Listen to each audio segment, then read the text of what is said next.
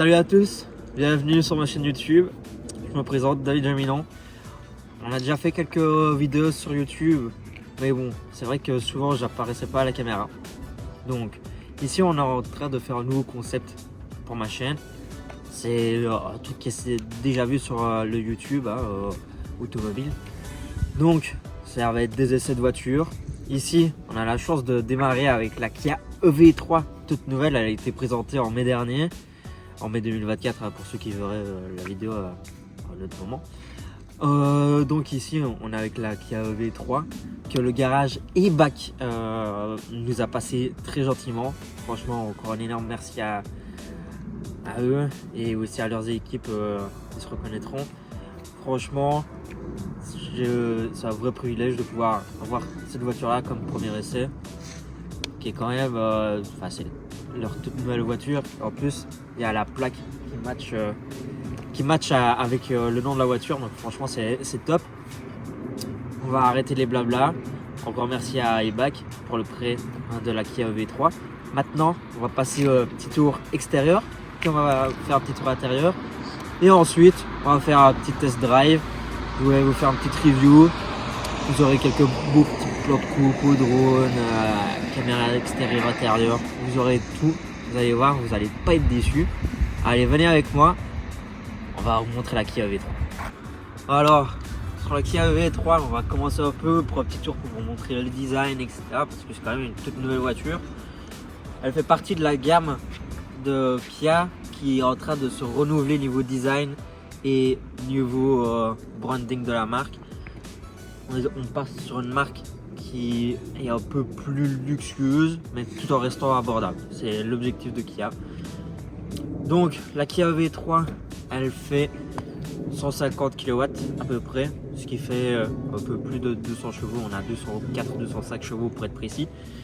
On est avec des jantes en 19 sur la voiture, ce qui fait que franchement elle est super agréable à rouler, très confort. Donc, franchement c'est de beaux points positifs. Ensuite ici on a la petite trappe de recharge avec la partie recharge normale et puis recharge rapide. Ici on a un petit panneau qui nous indique quand c'est ouvert pour la charge, quand c'est en train de charger, quand vraiment il est temps de charger. Et là c'est attention, je sais pas trop ce que c'est, mais attention. Hop, ça se referme comme ça, une petite pression. C'est assez bien intégré, je trouve. Et franchement, gros point positif. On a les rétroviseurs noirs sur cette version-ci, avec un vert pastel que je trouve qui est pas trop mal. C'est peut-être pas au goût de tout le monde, mais franchement moi j'apprécie ce vert pastel. C'est assez dans l'air du temps, etc. Et puis pour une voiture électrique, ça fait un peu écolo aussi, donc c'est sympa. Ici, tant que j'y suis, je vais vous montrer la clé. Donc la clé elle est comme ça, vous verrouillez ici, il y a les poignées qui rentrent, et puis quand vous déverrouillez avec le bouton juste en dessous, vous avez les poignées qui ressortent, et vous avez aussi le petit bouton pour ouvrir le coffre. On a un profil qui est assez marqué, assez un peu cubique comme on pourrait dire. Donc, franchement c'est assez moderne. On m'a fait la réflexion, ça ressemble un peu à l'arrière, pas l'arrière, un peu aux nouvelles BM, etc. On m'a déjà fait cette réflexion là. Et puis ici on a du coup l'arrière avec toujours la plaque EV3. Donc c'est le nom du modèle, aussi bien le nom du modèle que la plaque d'immatriculation pour celle-ci. On a vraiment la chance parce qu'il n'y en a qu'une en Belgique, tout simplement. On a bien évidemment le petit logo EV3 et la finition GT Line ici qu'on a sur ce modèle. On a les caméras, on a des caméras d'angle mort sur les rétroviseurs. On a aussi une petite caméra ici à l'arrière. Et puis pour ouvrir le coffre, ça se passe ici, une petite pression. Toute simple. Donc vous voyez, on a le câble. Ici on a le câble de recharge qui est fourni par Kia pour se brancher aux bornes s'il n'y a pas de câble sur la borne prédéfinie. On sait se recharger de manière pas ultra rapide, mais on sait se charger. On a ici, on a jusqu'à 60 kg qu'on peut mettre ici sur la plateforme du coffre. Ensuite, on a la petite trappe qu'on ouvre où on a encore tout le reste. On a de quoi réparer le pneu, un pneu si on a crevé. Plus encore plein d'autres petites choses, un petit sac ici. Je vois ici, on va découvrir ensemble. Ah mais c'est le sac sécurité, vous voyez, gilet, extracteur, etc. On a encore un petit espace ici de rangement. C'est vrai que dans un premier temps, quand on soulèvera le petit cache ici, on peut se dire niveau place, ça peut être un peu compliqué. Mais honnêtement, avec la place qu'on a là encore, je pense que si vous partez en famille en vacances, ça fera largement l'affaire. Avec encore une petite pression, le coffre se referme, comme sur les 3/4 des nouvelles voitures. Donc ici, moi franchement, ce que j'adore sur le design de l'arrière de la voiture, c'est ces feux. Franchement, je trouve qu'ils sont vraiment réussis. Donc la poignée de la partie de derrière se trouve juste ici. Vous voyez, c'est assez sobre, assez minimaliste. Et franchement, bon, moi je suis pas bien grand, mais j'ai des amis qui sont plus gros qui sont allés se mettre derrière. Et franchement, regardez la place qu'on a. Je fais 1m69. Je sais, je suis petit. Mais vous avez quand même de la place. Vous avez de quoi ranger quelques petites babioles ici. Encore là-bas. Vous avez la ventilation. Vous avez les sièges chauffants. Les vitres qui sont électriques, bien évidemment. On a les vitres qui sont teintées ici. C'est la première fois que je m'assieds à l'arrière. Et c'est vraiment confort. L'avant est super confort, mais franchement l'arrière lui aussi pas mal confort, je trouve. Bon, maintenant avant de passer à l'avant de l'intérieur de la voiture, il y a quelque chose à vous montrer. Un petit dernier quelque chose à vous montrer à l'extérieur. Mais bon, dans un premier temps il faut quand même ouvrir. Et puis ça se passe ici. Venez avec moi. Donc, comme souvent sur les électriques, on a un coffre à l'arrière et un coffre à l'avant. Bon, sur certaines électriques, le coffre à l'avant,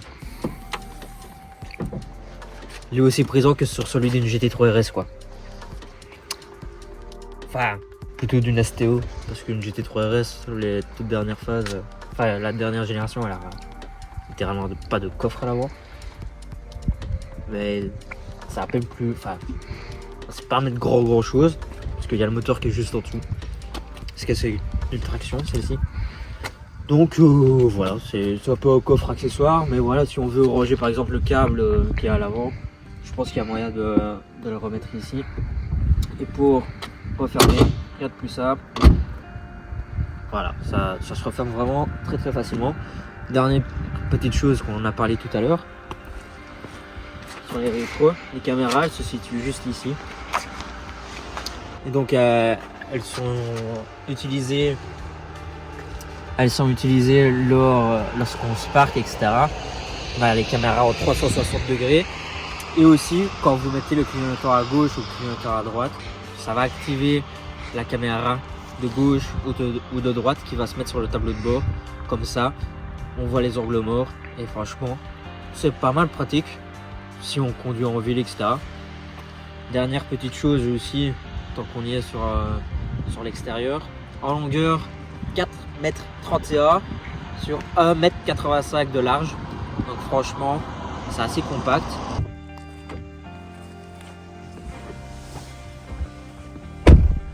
En ce qui concerne de l'intérieur, il est vraiment moderne et minimaliste. Donc le tableau de bord est divisé en 3 parties, avec un écran principal qui est énorme.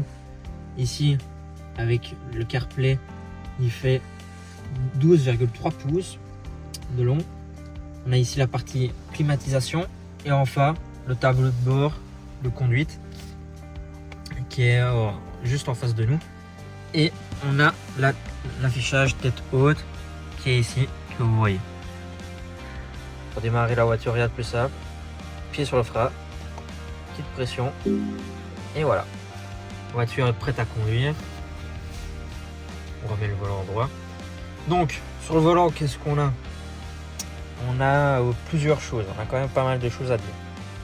On va commencer par ce petit bouton là qui change les modes de conduite. Donc vous avez Eco, Normal, Sport, My Drive. Donc ça c'est vous qui personnalisez. Et le mode Snow, donc pour la neige. Chaque mode va changer les petites LED d'ambiance qu'il y a partout dans la voiture. Si j'appuie sur la palette de droite, on passe de LV3 à LV2, puis à LV1, puis à LV0. En fait, c'est juste la régénération de la batterie quand on va relâcher l'accélérateur. C'est juste la puissance de la régénération. Quand on est à 3, il faut un peu s'adapter au début. Mais au final, on n'a même pas besoin d'utiliser les freins.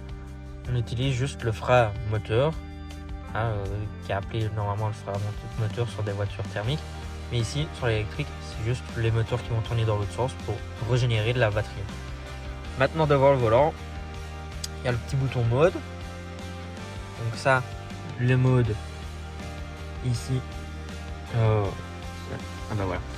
Donc, avec le petit bouton mode, ici, on a la projection de plusieurs autres modes qu'on peut avoir, qu'on doit choisir, etc. Donc, mode du volant, c'est plein de trucs qu'on doit personnaliser. On peut monter, on peut descendre.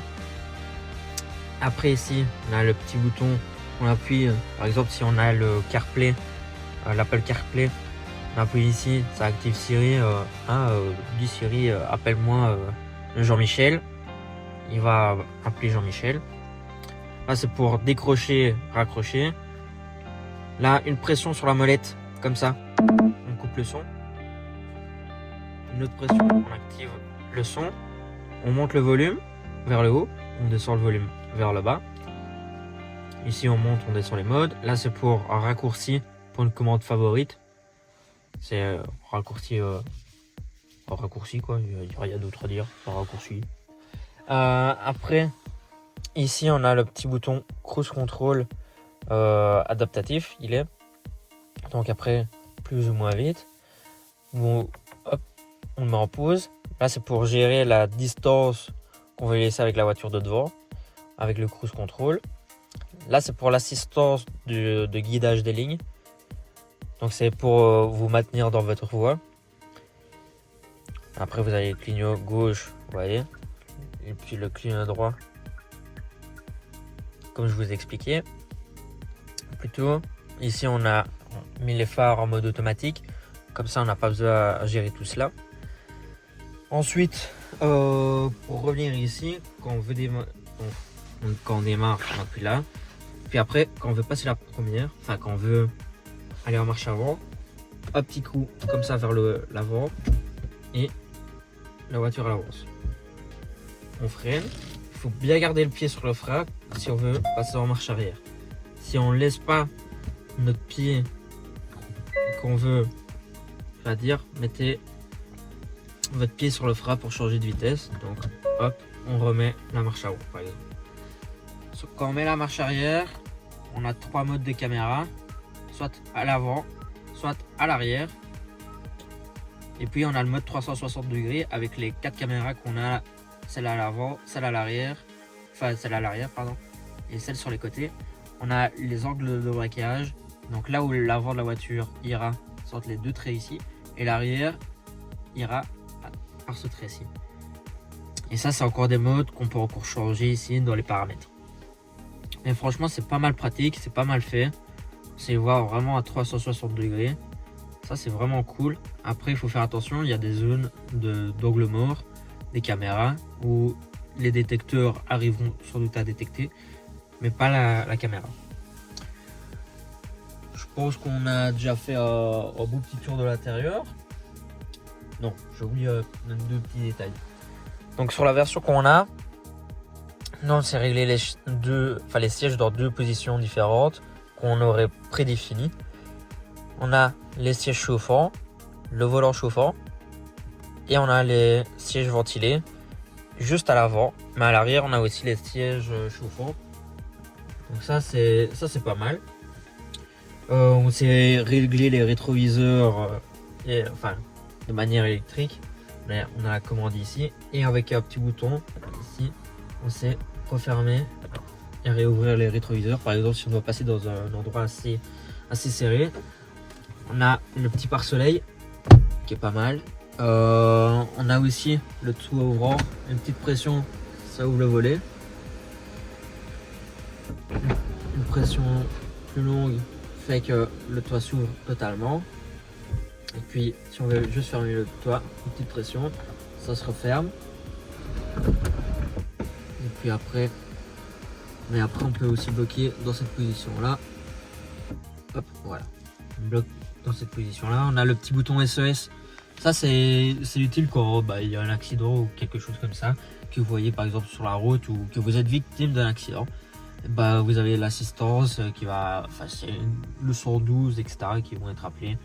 Et comme ça, vous serez pris en charge dans les plus brefs délais. Je pense qu'on a déjà fait pas mal de blabla. Ah oui, je suis bête, j'ai oublié le petit bouton, il y a le petit bouton volume ici, qui est pas mal. Donc une pression comme ça, je vais pas le refaire parce que sinon ça va recouper la caméra.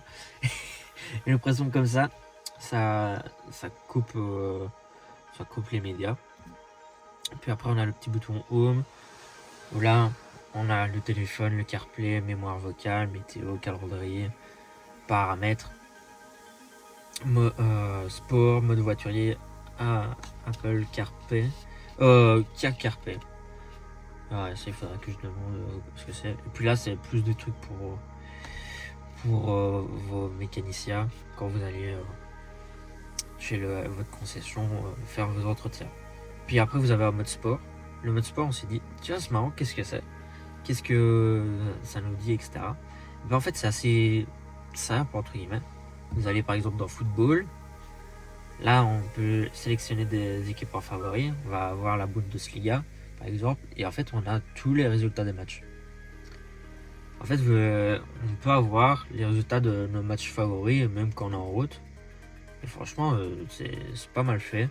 On a même le raccourci pour les sports favoris, pour les équipes favorites des sports.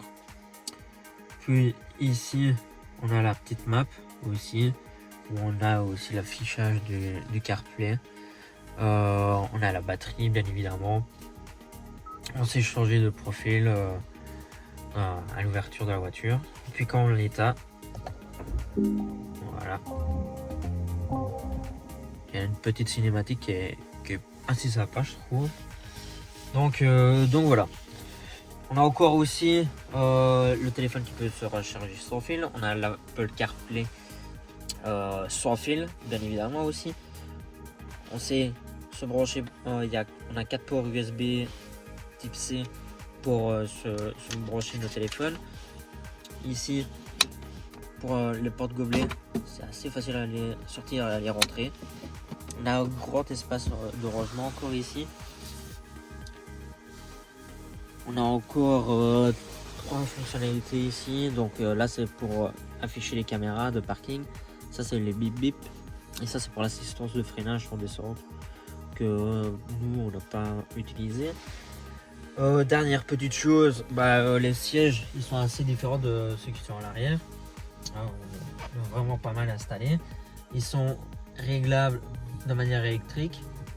Et quand on ouvre la porte, ça nous recule. Quand on la ferme, ça nous avance à la position dans laquelle on doit être pour conduire. Enfin, la position qu'on avait sélectionnée pour conduire. Les grilles d'aération, franchement, elles sont sympas. C'est assez... Je trouve que c'est vraiment beau. L'intérieur, il est vraiment beau. Moi, je sais pas ce que vous en pensez, mais moi, j'aime bien. Il est assez épuré, assez moderne, etc. On a aussi une grande tablette pour si on veut s'affaler le coude comme ça et cruiser comme un jeune daron énervé. En fait, j'avais pas la suite de la phrase. Mais tout va bien. On peut aussi soulever cette partie ici.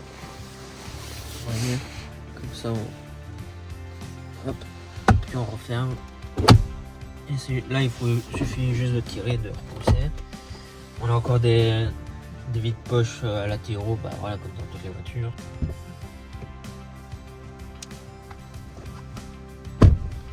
En ce qui concerne l'arrière, on est franchement pas mal installé. On a les sièges chauffants à gauche et à droite, pas pour le siège central. On a 3 modes de siège chauffant, comme à l'avant. On a un vide-poche ici. On a bien évidemment la clim. Là, on la ferme hein, en revenant au centre, puis là, on la rouvre. On a des petits ports USB-C pour faire charger nos téléphones. Et petite chose qu'on n'avait pas vue, enfin que j'ai pas encore vu sur des voitures, on a pour une prise de 120 volts. Ce qui est, je trouve que c'est quand même pas courant sur les voitures d'avoir ça. Et franchement, on est pas mal installé. Hier, on a testé avec quelqu'un qui fait 1m90 à l'avant et quelqu'un qui fait 1m85 à l'arrière. Bah écoute, ça passe large en termes de distance. Bon, là, c'est parce que c'est moi qui conduis et en plus je suis derrière. Donc ça fait deux petits l'un derrière l'autre, mais bon, ça fait vraiment pas mal de place. Mais j'ai déjà été dans des voitures qui étaient plus grandes et que franchement on avait moins de place et qu'on était comme ça, quoi, pour une taille plus ou moins équivalente. Ici, au milieu, soit on a un petit accoudoir, on a porte de gobelet, etc. On a la trappe à ski, je ne fais pas de bêtises aussi. Hop. Et franchement, très sympa. On a bien évidemment la ceinture hein, au milieu. On a ici et on peut aussi ça je sais pas comment il a enfin, comment on peut l'enlever. En gros on peut enlever la ceinture pour qu'elle revienne là et qu'elle gêne pas voilà. On a les lumières aussi. Ah ouais, c'est juste un tactile. Vous voyez, on découvre aussi des choses comme ça au fur et à mesure. Il y a, sur les nouvelles voitures, d'un côté l'inconvénient un peu que c'est, on fait des tests, il y a des trucs qu'on découvre au fur et à mesure parce que en roulant bêtement entre guillemets en faisant le test, des fois il y a des trucs qu'on passe un peu à côté, on va pas se mentir. Donc il y a des fonctionnalités notamment dans le tableau de bord, dans l'ordinateur de bord pardon, que franchement on n'a pas eu vraiment eu le temps de s'y consacrer, mais franchement on est vraiment à ce qui se fait le plus loin niveau modernité de voiture. Donc voilà. Donc aussi on sait rabattre les sièges. Donc on a celui qui se rabat tout seul. Ici on a celui qui se rabat avec les deux. Franchement ça fait quand même pas mal de place, hein, on va pas se mentir. Ça veut dire pas mal de place. Et puis le trésor pour remonter, hop. Hop, vous voyez, tout seul on sait le faire, donc franchement très sympa. On a aussi les supports pour les sièges enfants, quand même à pas négliger pour toute famille. Maintenant que je vous ai montré tout l'intérieur, je pense qu'on peut aller faire un petit tour.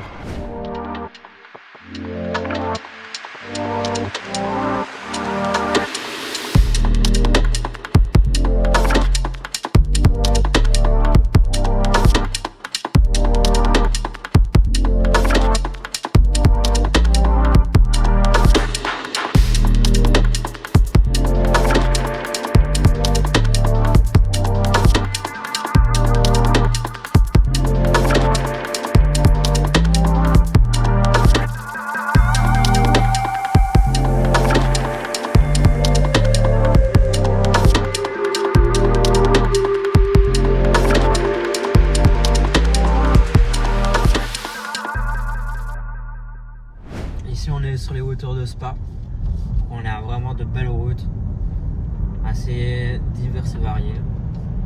On a aussi bien eu de la belle route plus ou moins lisse comme ici, comme on a eu de la route un poil plus accidentée, et on a fait de l'autoroute, de la grande route, etc.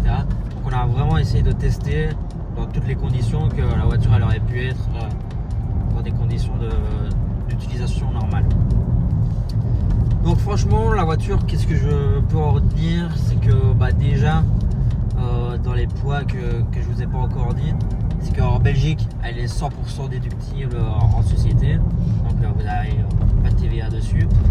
Si vous la rechargez chez vous et que vous n'avez pas de panneau solaire, elle vous revient au coût au 100 km de 3,60 € en termes de carburant, donc ce qui est vraiment très peu. Si vous avez des panneaux solaires, évidemment le coût baisse.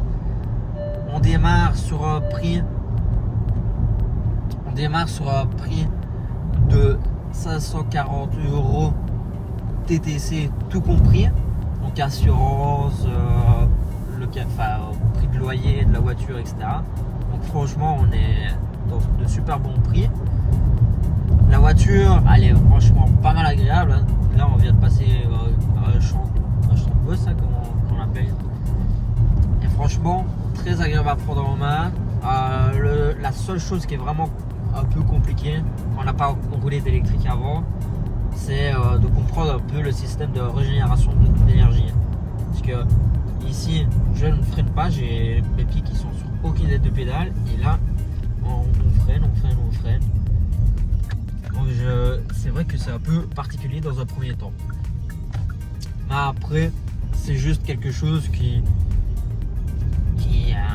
on doit s'adapter à ça, et franchement c'est pas désagréable. Quand on comprend le système, ça se fait assez naturellement au final. Ça remplace un peu vos freins, c'est juste au début il faut un peu y penser. Et ici voilà, avec la voiture on a fait un peu plus de 100 km quand même, et en un peu plus de 100 km on a su faire l'adaptation vraiment assez facilement. L'affichage tête haute, c'est vraiment quelque chose d'exceptionnel, je trouve, ce qui sait nous dire aussi si on déborde sur une voie ou sur l'autre. Il va nous montrer avec les lignes blanches qui vont devenir un peu orangées pour justement nous indiquer si c'est à gauche ou à droite qu'on a allé déborder, et en plus d'un avertissement sonore. On a aussi la lecture des panneaux qui s'affiche sur l'affichage tête haute. On a les km/h. Quand on nous appelle, on a le numéro de téléphone qui s'affiche avec le nom du propriétaire du numéro.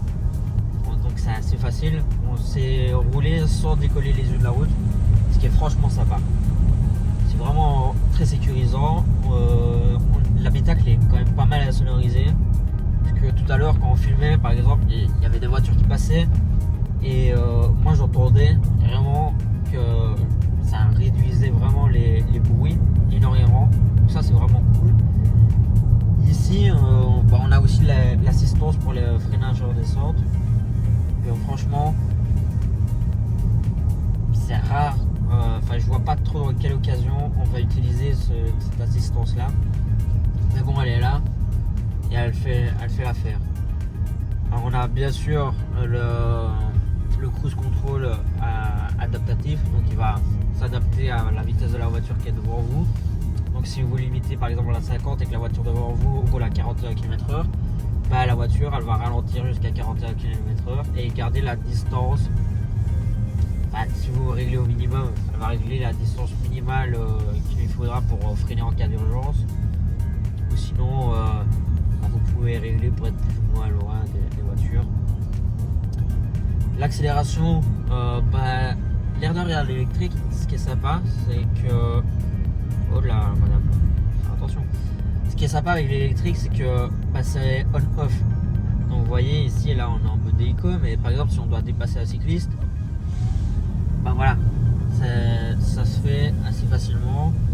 Et ici entre guillemets on n'a que 200 chevaux, donc on n'est pas comme sur une Tesla ou une Taycan avec plus de 500 chevaux. Donc c'est vraiment maîtrisable pour le commun des mortels. C'est assez sécurisant pour faire effectuer un dépassement comme ça dans les plus brefs délais. Franchement c'est ce qu'il y a de mieux.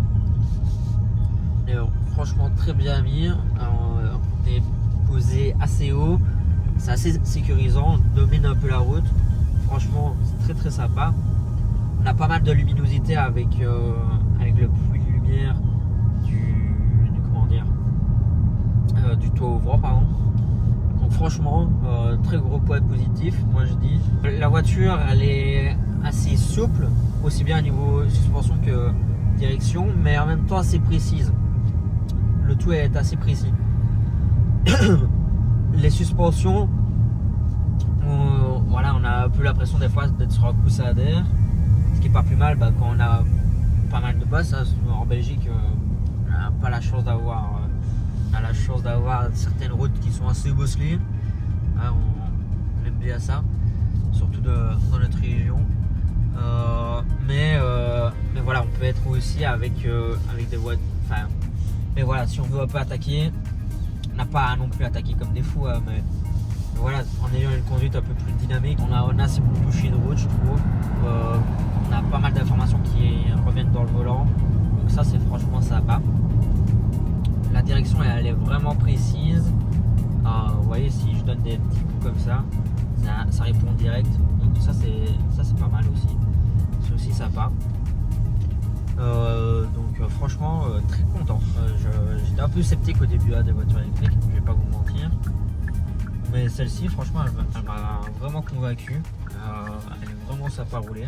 Donc ici franchement elle est très sympa à rouler. Elle n'incite pas non plus à ce qu'on roule forcément vite, même si il y a la puissance pour voilà, si on veut s'amuser, on peut s'amuser. Mais franchement, ça ne donne pas non plus l'impression. On n'a pas une impression de vitesse, on n'a pas envie de rouler vite.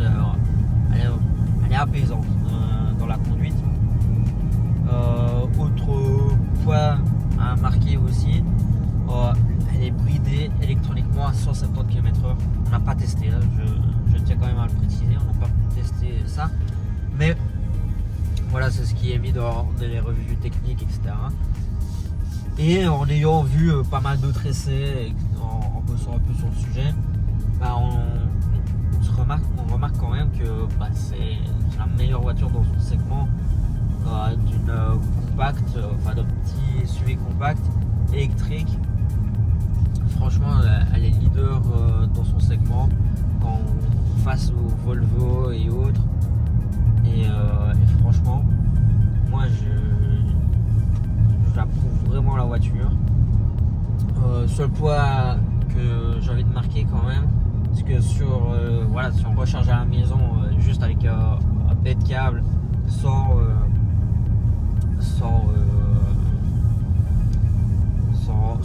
borne de recharge pour que ça recharge plus rapidement, c'est quand même assez long c'est quand même assez long la recharge ici. Par exemple, je vais vous prendre un exemple concret. Hier quand je suis rentré, la voiture elle avait encore 2 tiers de batterie, un peu moins de 2 tiers de batterie. Pour recharger, il lui a fallu 12 heures pour recharger à 100%. C'est quand même énorme. Bon, certes c'est rechargé avec du 3,5 kW, mais je trouve ça quand même énorme. Mais bon, après si vous faites des trajets de tous les jours, de la vie de tous les jours, ici on a jusqu'à 600 km d'autonomie. Réellement on est plus autour des 420, 450. En plus en hiver, en mettant les sièges chauffants, etc., etc. Mais bon, après ça, le nombre de kilomètres qui vous reste, ça vous est réellement indiqué si vous roulez plus ou moins économiquement. Voilà, ici, si je lis par exemple ici sur le tableau de bord, en conduite comme actuellement, il nous reste 402 km. Ou sinon, en conduite vraiment éco, il nous reste 670 km. Et si on attaque vraiment, il nous reste un peu moins de 300 km. Donc vous voyez à quel point la batterie elle peut quand même différer. Mais bon, c'est des choses, il faut juste s'adapter. C'est rien de franchement foufou. Donc voilà, franchement, globalement, si je devais retenir quelque chose de la voiture et de l'électrique, j'ai été surpris par le confort de conduite, par le silence que ça amène quand même, et que c'est quand même fort agréable d'avoir un silence comme ça veut rouler bêtement rouler d'un point A à un point B. Ça donne pas envie de faire l'imbécile. Ça donne envie juste de se déplacer de point A au point B. Après c'est vrai, si vous aimez bien un peu faire du tuning ou des choses comme ça, c'est vrai que l'électrique c'est pas forcément fait pour vous, hein, on va pas se mentir. Je peux comprendre que certains jeunes, etc. sont pas forcément attirés vers l'électrique, mais bon, moi qui aime les voitures qui font beaucoup de bruit, qui aime les voitures de course, etc. L'électrique c'était pas du tout quelque chose qui m'attirait. Mais au final, en ayant roulé tout un week-end avec, franchement j'ai apprécié. J'ai apprécié à tout niveau. Elle était vraiment sympa. Mais bon, je vais quand même vous montrer une accélération par exemple en mode sport, petit test de l'aide du contrôle.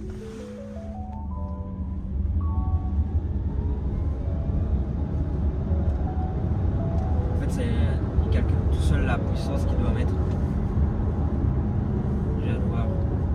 Le 0 à 100, il est fait en 7 secondes, si je dis pas de bêtises. Donc c'est encore assez rapide. Et voilà. Donc franchement, si vous... elle est sécurisante, elle est top. Moi j'aime bien.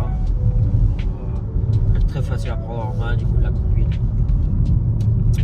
Est-ce qu'il y a d'autres choses à rajouter, mon petit Clément ou...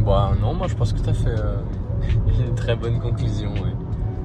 Écoutez, on va revenir à la concession et on va faire une petite conclusion comme ça, un peu à froid, en redéposant la voiture. On est de retour à la concession EBAC Kia Verviers. J'ai envie de leur dire encore tout grand merci de m'avoir fait confiance pour ce premier essai sur la chaîne YouTube. Pour conclure, la voiture elle est franchement bien niveau conduite, autonomie, etc.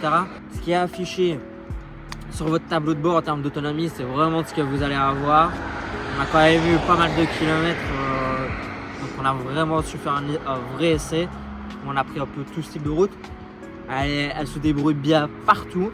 On a relevé 2-3 points un peu ennuyants, mais que je pense que ça peut se régler assez vite. On a la molette au milieu pour régler le volume. On la trouve pas top. Mais après, je pense que si on peut s'habituer très vite, je pense, au fur et à mesure des jours. Je pense que c'est un truc qu'on peut. C'est plus une habitude à prendre qu'autre chose. Autre petit point, j'ai envie de dire, des fois il y a des bébés, on comprend pas d'où ils viennent, on comprend pas trop ce qu'ils veulent dire. Mais bon, ça c'est niveau sécurité, il n'y a pas non plus à tergiverser pendant 50 ans. C'est des choses qui sont là, à mon avis c'est possible de désactiver, mais bon, on n'a quand même pas voulu chipoter trop aux paramètres de la voiture, de peur de faire une connerie. Mais sinon, globalement, franchement, à retenir, alors look sympa, moderne, aussi bien de l'intérieur que de l'extérieur. Elle est pratique, elle est confort. Clément, qui est celui qui cadre, me disait justement, ce qui est bien, elle est haute, donc c'est facile pour sortir et rentrer. En plus avec les sièges électriques, c'est ultra facile pour régler, vous tirez, il n'y a pas besoin de commencer à toucher 50 000 boutons, là c'est avec 3 boutons et là vous êtes vraiment bien. Niveau autonomie, on est top. Donc vous avez deux versions quand même. Vous avez la version de base qui fait 400 km au maximum à peu près, puis vous avez la version GT comme on a ici qui fait maximum 605 km, mais ici en conditions hivernales on tourne aux alentours des quand même 450 km pour un prix aux 100 km de 3,60 €, 100% déductible. Allez. Donc franchement, si vous voulez acheter une nouvelle voiture qui démarre autour des 35 000 €, qui peut aller jusqu'aux 60 000 €, je pense qu'elle est là, elle est faite pour vous. Moi, sur ce, je vais vous laisser. Encore un tout grand merci d'avoir regardé la vidéo jusqu'ici. Abonnez-vous, likez, commentez, faites-nous savoir si ça vous plaît ou si ça vous plaît pas. Comme ça, on peut recalibrer pour les prochaines fois. Encore un tout grand merci à Ebac et à leur équipe, à Vincent, à Gilles et à Maxime pour leur professionnalisme notamment. Donc voilà, encore un tout grand merci. Sur ce, moi je vais vous laisser et à la prochaine. Salut.